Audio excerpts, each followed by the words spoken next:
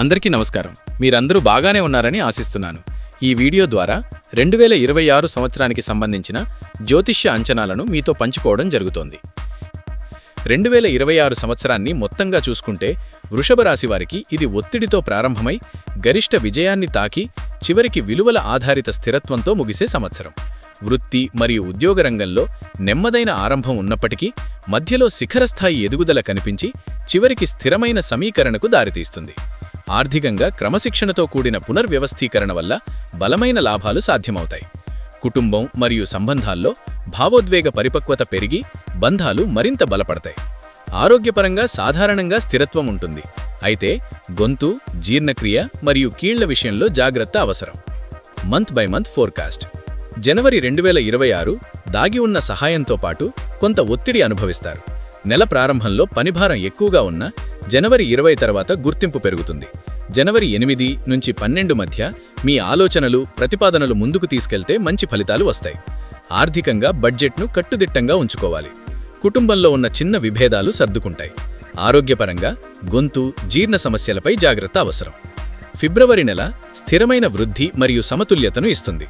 వృద్ధి పురోగతి మెల్లగా కానీ బలంగా కొనసాగుతుంది. నెట్వర్కింగ్ ద్వారా లాభాలు వస్తాయి. ఆర్థికంగా లోన్ ఆమోదాలు లేదా ఆస్తికి సంబంధించిన ఆదాయం కనిపించవచ్చు. సంబంధాల్లో భావోద్వేగ సమతుల్యత మెరుగుపడుతుంది. ఆరోగ్యంగా మెడ, భుజాల ఒత్తిడిని తగ్గించుకోవాలి. మార్చి నెలలో బాధ్యతలు పెరుగుతాయి. కొత్త అవకాశాలు వచ్చినా ఉద్యోగం మార్పు చేసుకోవడం అంతగా అనుకూలం కాదు. సేవింగ్స్ మళ్లీ పెరుగుతాయి. కానీ ఆస్తి విషయాల్లో చట్టపరమైన అంశాలను జాగ్రత్తగా పరిశీలించాలి. కుటుంబంలో తల్లిదండ్రుల ఆరోగ్యంపై దృష్టి పెరుగుతుంది. అలసట ఎక్కువగా అనిపించవచ్చు, కాబట్టి విశ్రాంతి అవసరం. ఏప్రిల్ 2026 విస్తరణ మరియు భద్రతను అందించే నెల. ప్రమోషన్ చర్చను మొదలవుతాయి. వ్యాపార కస్టమర్లు పెరుగుతారు. ఏప్రిల్ 20 తర్వాత ఆస్తి లేదా వాహనానికి సంబంధించిన ప్రణాళికలు అనుకూలంగా ఉంటాయి. కుటుంబంలో ఆనందకరమైన సందర్భాలు, వేడుకలు జరగవచ్చు. శక్తి స్థాయిలు బాగా ఉంటాయి. మే నెల వృషభ రాశి వారికి శిఖరస్థాయి నెలగా నిలుస్తుంది. వృత్తిలో గట్టి ఎదుగుదల, గుర్తింపు లభిస్తుంది. ఆర్థిక లాభాలు అత్యుత్తమంగా ఉంటాయి. కుటుంబంలో ఆనందం ఎక్కువగా ఉంటుంది. ఆరోగ్యంగా సాధారణ జాగ్రత్తలు తీసుకుంటే చాలు. జూన్ నెల రీసెట్ మరియు పునఃసర్దుబాటు కాలం. ఆదాయం స్థిరపడుతుంది. కొత్త పాత్రలు లేదా రీబ్రాండింగ్కు ఇది సరైన సమయం. సంబంధాల్లో సమరసత పెరుగుతుంది. జీర్ణ సమస్యలపై శ్రద్ధ పెట్టాలి. జూలైలో సృజనాత్మకత మరియు భావోద్వేగ వృద్ధి కనిపిస్తుంది.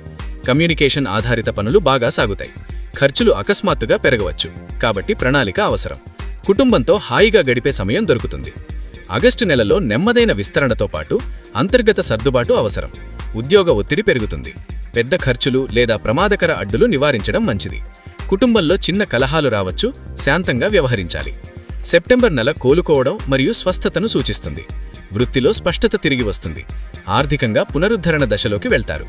సంబంధాల్లో స్వస్థత కనిపిస్తుంది. ఆరోగ్యంగా ఉత్సాహం పెరుగుతుంది. అక్టోబర్ నెలలో ఫలితాలు స్పష్టంగా కనిపిస్తాయి. కాంట్రాక్టులు, విదేశీ సంబంధాలు లాభిస్తాయి. సేవింగ్స్ పెరుగుతాయి. కుటుంబ వేడుకలు ఆనందాన్ని ఇస్తాయి. మానసిక ప్రశాంతత మెరుగుపడుతుంది. నవంబర్ నెల పరిపక్వత మరియు స్థిరత్వాన్ని ఇస్తుంది. ఉద్యోగ స్థిరత్వం మెరుగుపడుతుంది. పాత బాకీలు క్లియర్ అవుతాయి.